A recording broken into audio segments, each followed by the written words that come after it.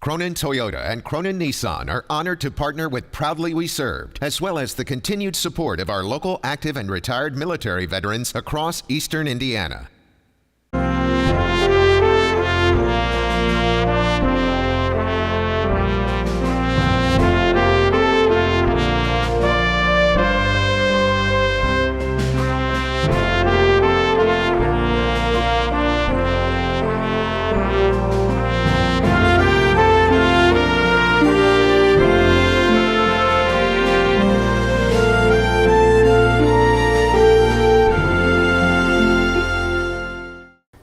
I'm Al Bledsoe, Veterans of War and War, Post 1108. I'm Ron Chappell, chaplain for BVA 777 here in Richmond, and co-host with Al here at Proudly We Serve. Our guest today is no stranger to us at all. Pete McDaniel, he's our Wayne County Veteran Service Officer. Is that correct? Yep. Nomenclature. That's it. Yeah.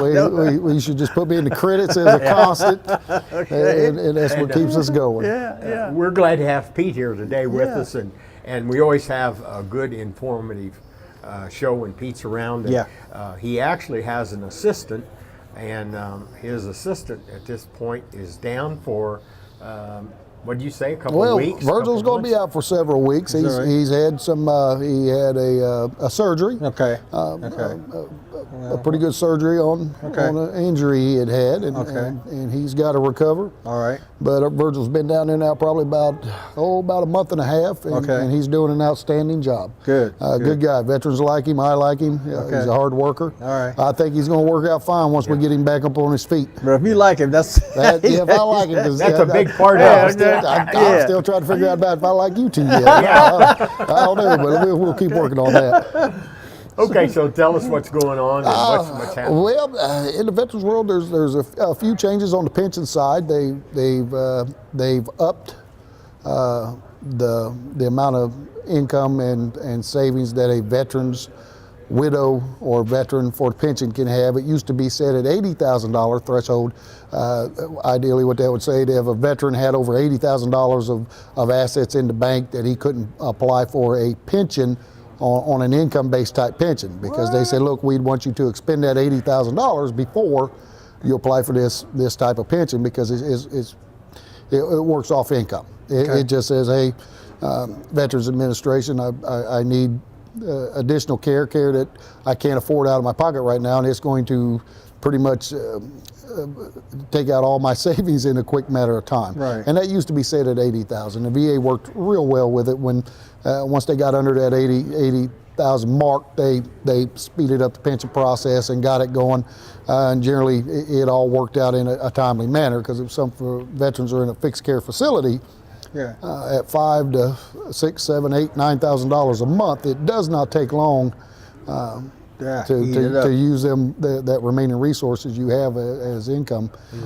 So they have bumped that up to $126,000 and some change, which will actually open up for a lot more veterans. So if there was some in the past that has applied, going off the old threshold of $80,000, I would encourage them to look now and possibly see if they would qualify. Now, is that actual liquid cash assets or property, everything? Or no, it doesn't count your property. The VA doesn't necessarily care about your property unless you have some type of rental properties, or you have a farm, you lease out acreage or whatever. Income-based kind of thing. But when it comes to your personal property, your home that you lived in, they do not count that now. Now, on the opposite side of that, when you sell that property, say you go to a fixed care facility, be it the assisted living or the nursing care, and you sell that property, well, now you've created income for yourself. That's now becomes money. That's money's in your hand. So do you have to pay that money back then? Or no, you don't have to pay that money back, but you will be disqualified from that point forward if you sold it in June, to be able to do a look back the following year to say, all right, in June he got these assets, so now therefore this year he does not qualify. And he had them assets from June to say January 1, and they say, we need that money back because you had them assets there. So you got to eat all that money up. Yeah, and unless it's an absorbent amount, you generally don't have that much problems. Because when we start looking into the fixed care facilities or the in-home health care, depending on how what your needs are based off of, it can drain any substantial amount of savings in a relatively quick time frame. Yeah. The guys here locally that go to the different nursing homes or care facilities, does the VA direct any of that, or do they have a choice? Like, can they go to Golden Rule or? The veterans with 70% or above, they're entitled to a VA nursing care, depending upon their disabilities and doctor statements and what the case might be. And that's at one of our local facilities here within Wayne County. When somebody's going on the pension side of it and they basically say, I want to go to this particular facility, the VA says, that's fine. We can count that as an expense now towards your medical, but we're not going to pay for it. It kind of goes along with the same lines as veterans get confused in thinking that the VA is a healthcare provider. And when they go to outside care providers, they naturally assume and expect that these bills are automatically going to be paid. Okay. On the same token, the VA comes down and says, hey, look, we're not an insurance provider. We are a medical provider. Right. And if we can't provide you services, or you have an emergency where you can't wait to get to a VA facility, please utilize these, go to them, call an ambulance, do whatever you got to do to get you the care you need in a life-saving emergency. On the other side of that token, if you go and it's not an emergency, it's not a truly life-threatening emergency, the VA says, look, there's nothing we can do. The rules are clear. If it's an emergency, life-threatening, yes, we got you covered if you're in the VA medical system and you have connected disabilities. If it's not, there's nothing we can do. Because if you kind of wrap your mind around it and think that if every veteran just started running to every ER anywhere they wanted to, it would be a tremendous burden for the VA on funds. Yeah. And they take their funds and they fund our VA hospitals and our clinics. And if we start giving all that money away to the private care facilities, therefore our facilities are going to suffer. So what happened to this? Go ahead. Sorry. So what happened to the choice program? There's a lot of different spins of what happened to the choice program. The choice program's still out there. It's just still there. It's just being reworked. Long and short of it is, what I think too many hands got pointing the finger in too many different directions. It's government, okay? Too many people, subcontractors, and I just think it kind of imploded with everybody saying this is what we got to do, and different private individuals trying to run them funds and get the resources for the veteran. And it did work out. It had a lot of good. I've heard a lot of good stories with it. Yeah. But it became quite cumbersome with the process to get into the choice program. Sure. So I got a card in the mail that said that I was a part of that. Yeah, everybody that was in the VA medical system did. And that ideally, the theory behind that was, hey, if you can't get within a VA facility care within 30 days, usually I want to go to my private doctor. Right. I don't want to wait 30 days. And that's when they was having a lot of issues with veterans not getting the care they needed in a quick enough manner, and veterans passing away, and it just painted a bad picture of the VA. Right. So that was where it all kind of said, look, if you can't get into a VA facility in a timely manner, go to your private care in your local community, and it's covered automatically, regardless whether it was life-threatening or what. If you got this problem, you need to go. Well, it seems to me, as big as Reed is, that it would be a good thing if the veteran community and Reed kind of went back and forth or reciprocated. It looks like to me that'd be a win situation for both of them. But, I mean, if you look at it from that, you're looking at dollars and cents, I mean, the veteran community is pretty good size. It is, and that would be CBOC handles. I mean, they do a good job at CBOC, but some things they can't do. Yeah. So and there is some things. I see both sides of that coin, to be honest with you. I see specifically where veterans hospitals, they cater directly to veterans. And there's a lot to be said for dealing directly for veterans and doctors that are geared for veterans and only focus their attention on veterans' needs when you get into certain PTSD issues and certain type of injuries. And They don't know. I mean, normal doctor. Right, not that the private sector couldn't handle it or figure it out. It's just that we're veteran specific here. Sure. We got like-minded individuals when we walk the halls. You know what I'm saying? It keeps it what it is. It keeps this is a veterans hospital. It's for our veterans. Right. It's one of the privileges you get when you serve our country. It's something that you've earned. I don't think sometimes I'm going to say outside the VA, they really understand. Some of the doctors really don't understand just like the PTSD problems and things like that. They just don't understand stuff. Well, that, and then when you get into the compensation side of it for these particular injuries, there's a lot of documentation that veterans hospitals and clinics understand about how this process works within the VBA. I mean, it's a big one. It's hard to navigate through. It's cumbersome and it's confusing. Right. And particularly that's why we have a county service officer in every county, because a lot of veterans will give up or just walk away from trying to complete all the documentation that has to be done. Right. But if you think about all the documentation, we're looking at paying an individual a lifetime compensation claim on an injury he sustained while in the military that he is entitled to and he has earned. And we're talking how much money over the lifetime of a younger veteran that's received some pretty significant injuries. I mean, it is a lot upon the taxpayer, and disabled veterans are all across this country. Right. So it has to be managed in a manner that we make sure that they're getting what they deserve, basically. Right. I think. It seems like we have a sizable population in the different nursing homes and stuff, because I've been around to several of them, and we have several veterans at every nursing home. We do. Yeah, I mean all of them. Well, we're looking at the winding down of the World War II, the Korean War So are veterans, those guys taken care of the through the Vietnam VA, era you think? veterans are starting to populate these fixed care facilities due to the age factor, the ones that went to Vietnam later on in life. It's just part of it. We have veterans in all of them.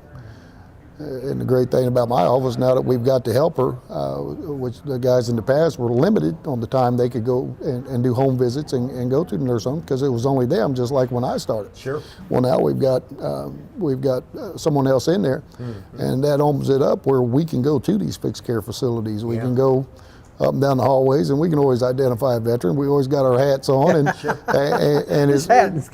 and you look at most of them in there, and they're paying a good chunk of money to be in these facilities. Sure. And that aid and attendance benefit for all wartime veterans in that demographics of that age and needing income to help pay for these facilities, pretty much the majority of them qualify.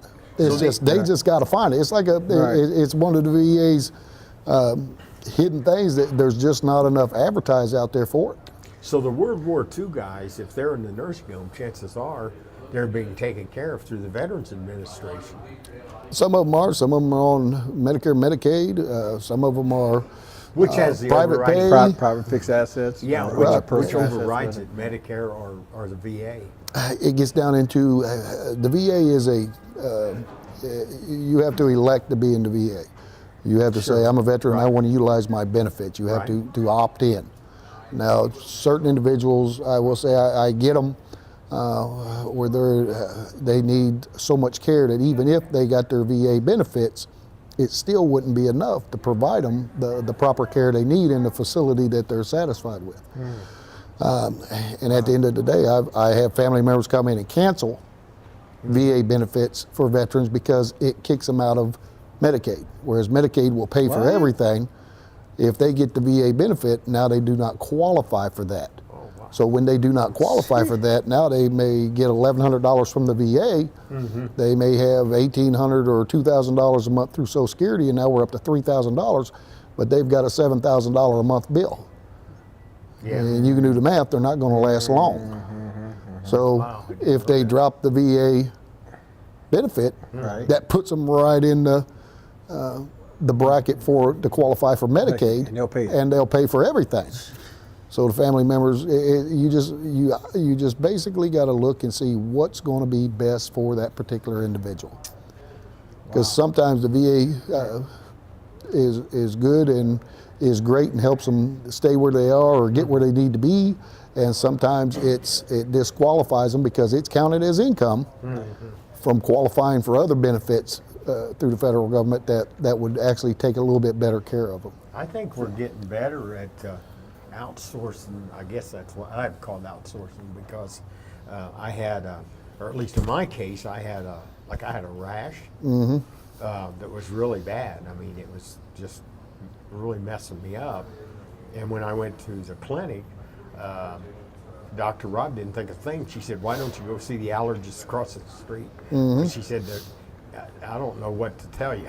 Yeah. And so I had to go through all those allergy shots. But she would, what I'm saying is, she was quick to go ahead and recommend going to an outside person, because the only allergist the VA has is like in Cincinnati. Yeah. I wasn't going to drive to Cincinnati, which she knew. So that's, I think, why she told me to go across the street. Right, So, and that's a good thing your local doctors at the C-Box have. They have that discretion to say, I want him to see his primary care physician here locally, or I want him to see his cardiologist or his neurosurgeon, or whoever the case may be for this particular problem, because, and they write a narrative of why they think this is going to be They're like best. kind of like a referral. Right. in every case, And what that does, that goes through the Dayton VA, and they look and they say, well, in our case, we don't have an allergist that's within close proximity of him, so why make him drive an hour when there's one 5 minutes away? Well, and see, he's seen that allergist before, so they say go on. Well, see, here's what I'm seeing is, because I go to Reed also. I mean, I go to the clinic, but what I've noticed is they now come out every time that I had to go to, like the allergist, I went to a couple of different places, and every time they always ask me, do you want the VA to pay for it, and do you want them to have a copy of everything? They've never done that before. So somewhere, somebody's pushing something behind the scenes, because So you may want to watch just out. have- Here in 6 months, when the VA says we ain't paid those, you might get on it. Because if it was that easy, I'd go ahead and say I want VA pay too. Well, I think, Now, you know, whether they do it or not, it's going to be the question. the Medicare system probably pays. Uh-huh. I mean, the provider, whether it's Reed or whether it's St. Vincent, wherever it's at, the provider has to go of who's paying the best, or the fastest. Yeah. That would be a cash flow. It's called Yeah. cash flow. So, I mean, I don't know how all that works out, but I've noticed though that the last couple of times they've asked me, do I want this to go to the VA and all that stuff? But I've been a real advocate about keeping the VA in the loop on everything. Right. And now they, like Dr. Rob, she's really good, and maybe that's different than the rest of them, but she's really good about, do you want to go here or do you want to go to Dayton? What do you want to do? Yeah. When she makes that referral within your file, what that does, that lets Billy know that you was referred to the local doctor. Yeah. So when they see a bill coming across their desk, They know. they know that Al went there Right. at the recommendation from his primary care physician here at the C-Box, so Right. they say we're all They're good. gonna pay for it. Now, So I just wonder if they're doing that with everybody. That's really a good thing. oh, to you're the give them. first one I've heard that from. Yeah. And like I said, remember, the I- VA is strong to say we're not a medical insurance provider. right. We are a medical provider. Right. So that's a fine line that they let you seek that outside care, because it will absorb Yeah. a lot of the VA money, because we know how prices are escalated Sure. in the private sector, and that's just the way it is. Well, if you get a referral, it's just like now. I often go to Right Pat. If they can't provide a service, they'll give me authorization through referral to find someone to provide that particular service. Right. If the person will work with them, they're going to pay for the service. I ain't going to worry about it. You know. So it's probably the same kind of thing. You know, if VA authorize it, they make the referral and they authorize it, and that provider accepts it, then you're good to go. He takes a limited portion of what his normal billing was. Yeah. I mean, there's a Yeah, lot. oh yeah. There's a lot of ways to get them dovetailed together. Yeah. To get dovetailed with the VA so that you can provide care for veterans. It's a give and take. Yeah. I'll You see how know- they track all that stuff. It's a paper tiger that you would not believe. Yeah. And the computers are helping The them, VA spends a lot of money on tracking all that stuff. Yeah. And that comes with the territory. Yeah. I I guess. think the VA has gotten a lot better over the last 6 months to a year. I think they've It gotten has. real It has. aggressive. That Seabach, to me, you couldn't ask. We got a great better than community-based. No, we have one of the we have an excellent excellent Seabach. He is really a good guy, and he gets out in the community also, I Right. think. He is and tries to constantly promote what contacting he's doing. me to get out and do some outsourcing and to get into say stuff like this to get the word out there. Sure. Like I said, he's We real need to get him on the proactive. program. He would be a good one to get on because he can answer a lot of questions Yeah, about he how just- the building and the specifics about that. I asked him about that, and as long as we let him know a month ahead of time, Right. and write down the questions Right. that we're going to ask, Yeah. then And the he has VA, to submit it. right, and he has to get it approved through the Yeah. VA. And there's a layout. I mean, Yeah. it's because the VA gets scrutinized a lot. They tend to shy away from doing interviews such as this and getting in the public eye because sometimes it doesn't end well for them. Right. And they've learned through history that hey, if we don't have to get up there and speak and talk about something that can be put around, they do. Yeah. When it comes to events Well, like the the society we have fairgrounds nowadays and out there picking anyway. I mean, right and they're up job fairs, they're quick to step up because they're Right. handing out literature and information just to tell veterans how to get into VA system. Right. But when we get into a question and answer type thing, it can go the other way sometimes. Hey guys, I don't want to run out of time before we kind of reboot and update. You've been with us for quite a while, Pete. You've been our regular guy, our go-to fella. Yep. But is there anything new that hadn't been put out there? You know, anything recently new? We got about 5 minutes. Just the changes in the pension. There's been some new forms modified, but that means nothing at this level. They get updated through the system. Not a whole lot has changed other than the pension side of it on the threshold. They're constantly tweaking and modifying benefits. There's other presumptives out there for the Agent Orange exposed veterans that there's always stuff being studied on and documentation through the Agent Orange registry as far as veterans that get in there and register and the diseases that they encounter. We always look for different presumptives coming up on that. Just like they did on the Camp Lejeune water. The Marines down there in Camp Lejeune, a lot of them has, once again, a laundry list, just like the Agent Orange exposure veterans, with bladder cancers and different types of stuff going on with them that they said, hey, the only logical explanation for the increase on the percentage of numbers of this particular group What's the common denominator? is they all drunk that water. Yeah. So the VA comes down and the federal government sets aside and says, look, we'll call those presumptives just like the others because we know it contributed to these diseases and it's counted. We also need to bring up the December 8th Veterans Dinner. That's December 8th at the Kuhlman Center. It starts about 5 o'clock. I think dinner is actually at 6 o'clock. And that'll be a good time. There'll be a lot of veterans there. Some of our local politicians will probably be there. So that's a good time, and that's just a big gathering of veterans in Wayne. Yeah, that's a good time. I think the doors open at 3. Yeah, they actually Because they So got they're the having a exhibit mini set job up. fair. I'll be out there. Yeah. I talked to Anthony earlier today. I think the clinic's going to be out there. So it's can't- actually a good time. It's a nice dinner. It's a good social event. I can't go. I'm going to New Orleans to see my brother. That's a career Army guy. Oh, good. He's 34 years in the Army, and I haven't seen him since my father died. So this is a big deal. It's, Yeah. He's been a couple tours in Iraq, and it's really a strange thing. I tell everybody, you know, he's my brother, but I still got to make an appointment to see him. So I don't know what that's all Yeah, I about. don't I'm think just that'd work real out well. anxious because you know we haven't really talked to any since Dad died. It's going to be a great time, fast time. We're going to try to do it in a couple of days. So Well, you have a good time. yeah.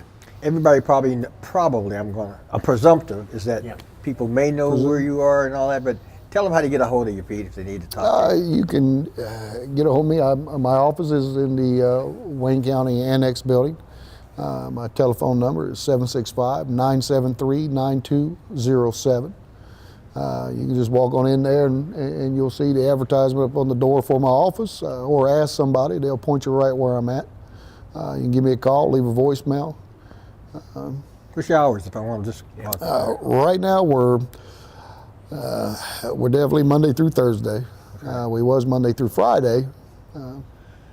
8 to 3:30 or 4. But now that Virgil's off, we're back into the, now I've got to tailor my timeline so I can get out to the fixed care facilities and do those appointments that we've already got established and rolling. I don't want to stop doing that, so I'm limited time in the office hours. But generally, you call, leave a message, you'll get a return call. We'll get you scheduled in a timely manner within a day or so. Get you taken care of and get you out the door. Okay. That's good. All right. We're about to say goodbye. Yeah. We got to get out of here. And Pete, once again, we want to thank you. Thank you for coming. You guys have a good Program. Christmas. Yeah. Buy me something pretty. Okay. Make me feel special. We got to have Virgil on here. We're going Yeah, to we got to get Virgil We've on had here. him scheduled a couple Virgil's of an Air times Force and guy. AWOL. He's an Air Force guy. He's a We're little, going to have to get him. Yeah. let's slow it down for him, but he'll be all right. That's have to Marine, talk to Air him Force about in the that. same office. Man. Yeah. It's different. It's different. Let's put it that way. Thanks for watching. Thanks for watching Proudly We Yeah. Serve, folks. Bye.